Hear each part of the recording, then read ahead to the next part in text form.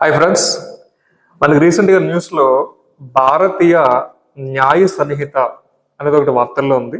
So దీని purpose ఏంటంటే, మనకి బిఆర్ అంబేద్కర్ గారు కాన్స్టిట్యూషన్ రాసినప్పుడు అప్పుడు మనకి కొన్ని చట్టాలు ప్రవేశపెట్టడం జరిగింది, యాక్ట్స్ అని చెప్పచ్చు. వాటిని మనం ఇండియన్ పీనల్ కోడ్ అంటారు. సో మనకి ఈ భారతీయ న్యాయ సంహిత అనేది ఏంటంటే కొత్త చట్టం. దేశంలో మనకి చాలా మంది క్రిమినల్ యాక్టివిటీస్ చేసి వాటి నుంచి మనం ఎలా సేవ్ అవ్వాలి అనే వాటి మీద అందరికీ క్లారిటీ వచ్చింది. సో దాన్ని కొంతవరకు రిమూవ్ చేయడానికి, కొత్త యాక్ట్స్ అనే వాటిని ప్రవేశపెట్టడానికి, క్రైమ్స్ చేసే వాళ్ళని ఈజీగా పనిష్మెంట్ చేయడానికి ఒక కొత్త చట్టం ప్రవేశపెట్టడం జరిగింది. సో దాని గురించి మనకి ఈ క్లాస్లో మనం డిస్కస్ చేద్దాం. దాంట్లో మనకి Bharatiya Nyaya Sanhita is in the news. Which act did it replace అనేది, ఇది దేని స్థానంలో వచ్చింది అనేది మన క్వశ్చన్. దీనికి ఆన్సర్ చేయండి అమ్మా.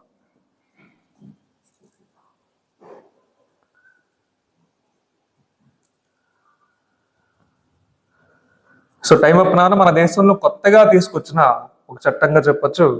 ఇది ఇండియన్ పీనల్ కోడ్ 1860 ద్వారా మనకి ప్రవేశపెట్టడం జరిగింది. అంటే దీన్ని రీప్లేస్మెంట్ చేస్తూ దీన్ని తీసుకొచ్చారు. మరి దీంట్లో కొత్తగా తీసుకొచ్చిన ఇనిషియేటివ్స్ ఏంటంటే, మనకి టెర్రరిజం యాక్టివిటీస్ ని నేరంగా పరిగణించడం జరిగింది, అఫెన్సివ్ గా. గతంలో మనకి ఎవరైనా టెర్రరిస్టులు అటాక్ చేస్తే వాళ్ళ మీద మనం అటాక్ చేయడం కానీ, వాళ్ళని పట్టుకొని వదిలేయడం కానీ చేసేది కొంత సంవత్సరాలు. కానీ ఇప్పుడు ఎవరైనా టెర్రరిజం చేస్తే, మన ఇండియా మీద అటాక్ చేస్తే వాళ్ళు పనిష్మెంట్ చేయడం, అంటే ఉరి కూడా వేసే అవకాశాలు ఉన్నాయి. సో ఆ ఉద్దేశంతో కొత్త ఇనిషియేటివ్ ఒకటి లాంచ్ అయింది.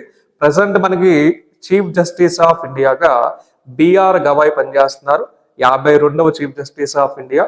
మనకి నెక్స్ట్ రాబోతున్న చీఫ్ జస్టిస్ ఆఫ్ ఇండియా ఎవరంటే మనకి సూర్యకుమార్ అనే పర్సన్ మనకి రాబోతున్నారు. 53rd chief justice of India మనకి నెక్స్ట్ రాబోతున్న person.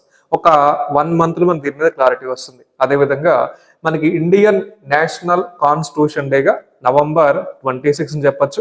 The first national constitution day ఎప్పుడంటే మనకి 2015 November 26 అనే విషయం మనకు తెలియాలి. సో కాన్స్టిట్యూషన్ బేస్ చేసుకొని ఏ క్రిమినల్ యాక్టివిటీ చేస్తే మనం ఏ విధంగా బయటపడొచ్చు అనే విషయాలు చాలా కాన్స్టిట్యూషన్ మనకి బిల్డప్ అయి ఉన్నాయి.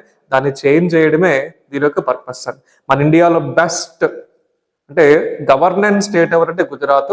సో జస్టిస్ స్టేట్ ఆఫ్ ఇండియాగా మనం చెప్పేది కర్ణాటక. Thank you.